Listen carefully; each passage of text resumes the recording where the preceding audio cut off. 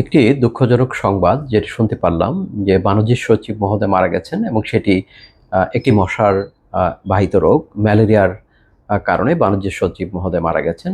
বিভিন্ন পত্রপত্রিকা এবং টেলিভিশনের সাংবাদিকরা আমাকে ফোন করছেন। সেজন্য মনে হলো যে এই বিষয়টিকে জানানো দরকার। বাংলাদেশে আমরা দীর্ঘ সময় ধরে ঢাকা বা বিভিন্ন শহরে আমরা যে মশার সার্ভিলেন্স করি, সেখানে আমরা ম্যালেরিয়ার যে ভেক্টর অ্যানোফিলিস মশার প্রায় ৬টি প্রজাতি আমরা ঢাকা শহরে বিভিন্ন সময় আমরা পেয়ে থাকি। গত সপ্তাহতেও আমরা বেশ ভালো ঘনত্বের অ্যানোফিলিস মশা পেয়েছি ঢাকাতে। ঢাকার উত্তরাতে সবচাইতে বেশি পাওয়া যায়। এছাড়া প্রায় প্রতিটি অঞ্চলেই আমরা এখন অ্যানোফিলিস মশা পাচ্ছি। পৃথিবীর বিভিন্ন দেশে আরবান ম্যালেরিয়ার আ রেকর্ড আছে।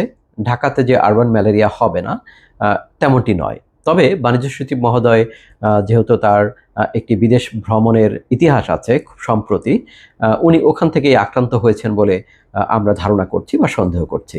তবে বাংলাদেশে যেহেতু ঢাকা শহরে অ্যানোফিলিস মশার ঘনত্ব আছে বা অ্যানোফিলিসের অস্তিত্ব আছে, যদি রোগী অন্য জায়গা থেকে আসে সেখানে লোকালি ট্রান্সমিশন ঢাকাতে হতে পারে ভবিষ্যতে।